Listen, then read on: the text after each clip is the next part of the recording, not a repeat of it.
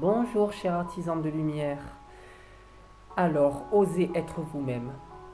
Osez être qui vous êtes. Oui, vous m'avez très bien compris. Osez être vous-même. N'oubliez pas que vous êtes avant tout des êtres humains, tout comme moi, hein, d'ailleurs. Je ne me sors pas du lot.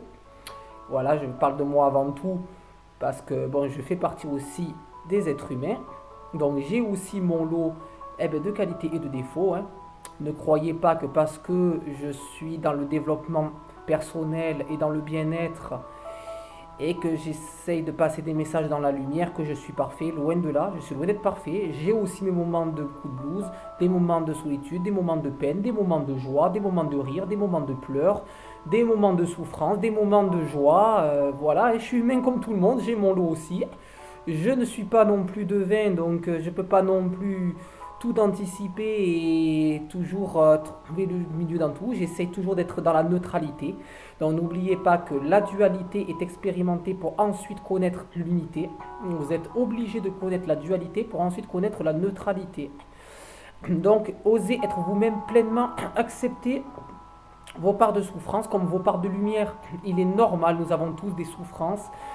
Nous avons tous un enfant intérieur qui refuse de grandir et très souvent quand on est à l'âge adulte, nos souffrances sont souvent un manque d'écoute de notre enfant intérieur, donc un manque souvent qui n'a pas été compris et souvent on essaie de refouler nos souffrances de notre passé. Au lieu de les refouler, nous devrons pleinement les accepter pour les transmuter vers la lumière. Ça veut dire que tant qu'en gros on n'accepte pas nos parts de souffrance et en haut d'y mettre. En fait, ça paraît complexe comme ça, mais en fait, c'est simple à dire, mais pas facile à faire. Je vais pas vous mentir, parce que moi-même, j'ai encore du travail dessus, hein, je l'avoue. Je suis toujours. Voilà, je n'ai jamais renié que j'étais parfait. Je ne vais pas non plus vous faire croire ce que je ne suis loin d'être. J'ai la compréhension et il y a la pratique. Voilà, je suis moi-même aussi en pratique tous les jours. Donc avant de le pratiquer, bien sûr, il est important de le comprendre. Donc je vous fais partager vraiment ce message parce que c'est vraiment important si vous souhaitez vous lancer dans le développement personnel et apprendre au fond de vous à trouver vos forces et à transmuter vos parts de souffrance en lumière. Il va falloir commencer d'abord par les accepter. Donc arriver à mettre l'ego de côté, ce qui est déjà assez complexe. Sans la compréhension, vous n'y arriverez pas, ça c'est certain. Mais c'est sûr que c'est pas la part du travail le plus facile, mais vous êtes obligé de passer par là. Donc d'accepter au fond de vous-même. Donc laissez votre ego de côté pour l'accepter ici dans votre cœur, à l'intérieur de vous, de vraiment ressentir l'acceptation en vous-même, d'accepter vos parts de souffrance pour après les transmuter. Une fois que vous les avez acceptées, vous n'avez plus qu'à les ressentir pleinement et essayer de les comprendre totalement. Parce que dites-vous que chaque souffrance que vous avez, c'est des choses que vous avez laissées à l'obscurité. Il suffit simplement de mettre de la lumière là où il y a l'obscurité. Il est évident, simple de comprendre qu'on ne combat pas l'obscurité. C'est chercher à vaincre comme combattre la maladie, comme combattre le mal, le bien. On ne combat rien du tout parce que le combat est déjà quelque chose qui est considéré comme quelque chose de mal. Donc si on a des comportements de guerrier face à quelque chose qui ne nous plaît pas, et automatiquement on va nourrir encore plus cet égrégore de négativité. Je vous l'ai déjà expliqué dans la vidéo précédente. Donc l'idée n'est pas de combattre les parts de souffrance, de les accepter et au contraire, quelque part, je vais vous dire une image, de vous embrasser vos parts de souffrance. Donc je ne vais pas forcément embrasser. Si ça vous chante, remarque pourquoi pas, vous pouvez vous embrasser la partie où vous souffrez. Si vous ressentez que vous avez mal, par exemple aux côtes, bon, ça va être un peu compliqué, mais je veux dire, n'importe quoi. Vous avez mal par exemple à l'épaule, vous pouvez vous faire un petit bisou, un câlin pour vous réconforter et ressentir de l'amour que vous y apportez dessus. Vous avez plusieurs façons de procéder, ou de faire de la visualisation, vous fermez les yeux, vous imaginez une image positive et vous pensez, vous vous concentrez sur la zone où vous avez la souffrance. Et vous allez apporter vraiment voilà, l'émotion positive, l'image bouée. Moi j'appelle ça l'image bouée, en fait c'est voilà, les images positives qui vous mettent en situation de secours quand vraiment ça va pas. C'est d'ailleurs ce qu'on pratique souvent dans la sophrologie. Je vous ferai d'ailleurs une vidéo la semaine prochaine parce que là je suis en train de la préparer. C'est pas évident, donc ça va me demander du temps, mais je vais peut-être vous proposer une petite séance pour ceux qui m'intéressent. La semaine prochaine, je vais vous faire une petite séance de sophrologie que je vais personnaliser à ma manière. Voilà, et pour ceux qui débutent, assez simple, assez courte, mais voilà, en essayant un peu de... Comme ça, vous comprendrez mieux ce que je vous explique là, dans du concret.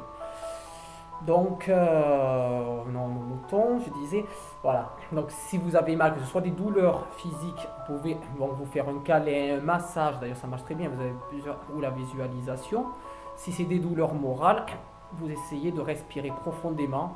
Et je vous avais déjà, je crois, expliqué dans une précédente vidéo, vous prenez une grande bouffée d'air. Vous imaginez que vous inspirez du positif. Vous imaginez ce qui vous fait le plus vibrer, qui vous donne de la joie, de la compassion et de l'amour à l'intérieur de vous. Vous respirez ça profondément et vous vous centrez sur ces émotions positives. Et lorsque vous expirez, d'un coup, vous expulsez tout ce qui est négatif. Et vous le faites ça plusieurs fois. Vous vous entraînez à le faire plusieurs fois par jour, autant de fois que possible, qui vous semble nécessaire, jusqu'à ce que vous vous sentez léger, apaisé. Et vous verrez qu'au bout d'un certain temps, quand vous vous habituez à le faire, vous allez ressentir une légèreté en vous-même et quelque chose d'apaisé.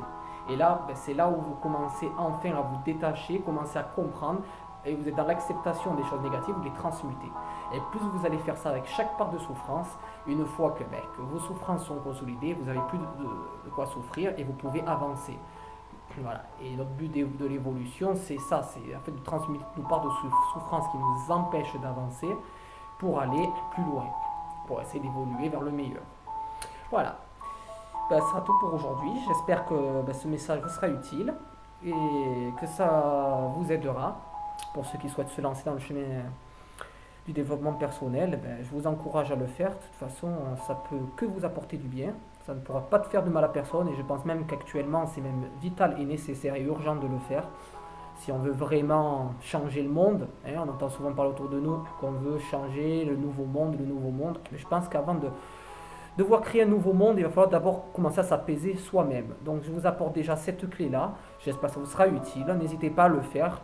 Après, bien sûr, il ne s'agit pas que de prendre argent comptant de ce que je dis, c'est de le pratiquer. Moi, perso, je l'ai pratiqué. Il y a des milliers de personnes qui l'ont pratiqué avant moi, qui ont même un niveau plus supérieur au mien, qui ont témoigné des bénéfices que ça pouvait apporter. Donc ça ne peut pas vous faire de mal. Au pire, si ça vous fera peut-être pas grand-chose si vous le faites occasionnellement, il ne s'agit pas de le faire occasionnellement, mais de le faire assez régulièrement. C'est comme tout. C'est comme quand on apprend à faire du vélo. Si vous faites du vélo une fois par an, vous allez avoir du mal à progresser. Si vous en faites tous les jours, vous allez vous améliorer. Donc c'est exactement pareil au niveau de la méditation, de la sophrologie, etc. Comme dans tout dans la vie, de toute façon. Voilà, si le message vous a plu, n'hésitez pas à partager la vidéo, d'y mettre un petit pouce bleu et d'activer la cloche pour suivre la prochaine vidéo. À très bientôt.